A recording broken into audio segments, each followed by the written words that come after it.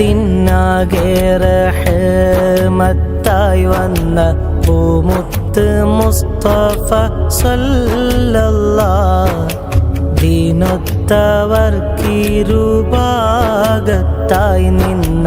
ചേലത്തനുചരന്മാർക്കല്ലാഹ് ആ മുത്ത് മൂവരിൽ തീർത്ത പട്ടിണി ഓർത്തിടുകിൽ സുബ്ഹാനല്ലാഹ് ആ കത്തിലാക്കഥ ഓർത്ത് പാടാൻ ഉദക്കത്തിലാക്ക് പുരാനല്ലാഹ് ലൈലിൽ പതുക്കെ എഴുന്നേറ്റിരുന്ന് ലക്ഷ്യമില്ലാതെ ഉമറും നടന്ന് ഭക്ഷണമില്ല വിശപ്പാൽ വലഞ്ഞ് മോക്ഷം വിശപ്പിലുണ്ടാക്കാൻ തുനിഞ്ഞ് വലഞ്ഞിട്ടിറങ്ങി നടന്നിട്ടിരുളിൽ ഒരു നിഴൽ കണ്ട് കഥകൾ അവർ മുമ്പിൽ വിണ്ട്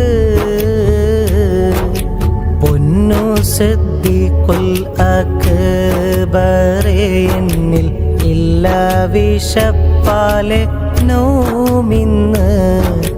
പൊരിയും വയറിനുള്ളിൽ കടന്നില്ല ഭക്ഷണമൊന്നുമേ യോമൊന്ന് വാർത്ത കേട്ടെന്ന് സിദ്ദീഖും മൊഴിഞ്ഞ് വാസ്തവം എൻ്റെ ഗതിയുമിതെന്ന് വന്നില്ല എന്നിൽ വിശപ്പാൽ നൗമിന്ന് വല്ലോരേം കാണുമോ എന്ന് തേടുന്നു ഒടുവിൽ കൂടുന്നു ഈ വിധം ഉമരരെ നിങ്ങൾ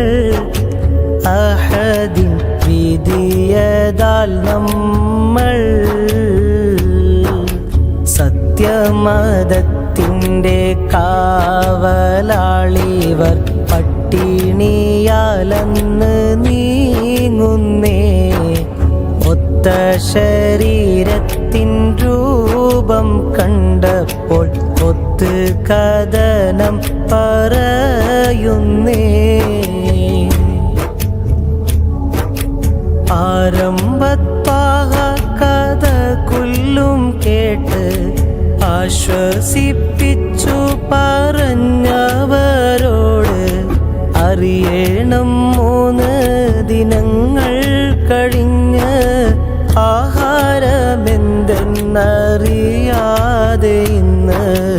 തകർന്നു നബിക്കുള്ളവസ്ഥയറിഞ്ഞ് അബൂബക്കറന്ന് ഉമറും തരിച്ചു പോയെന്ന് ആലമീതാകെ പടക്കാൻ കാരണ ഭൂതർ മുഹമ്മദിൻ ജീവിതം ആകെ വിശന്ന് വലഞ്ഞ രീതിയിൽ ഏറെ ചരിതങ്ങൾ ഈ വിധം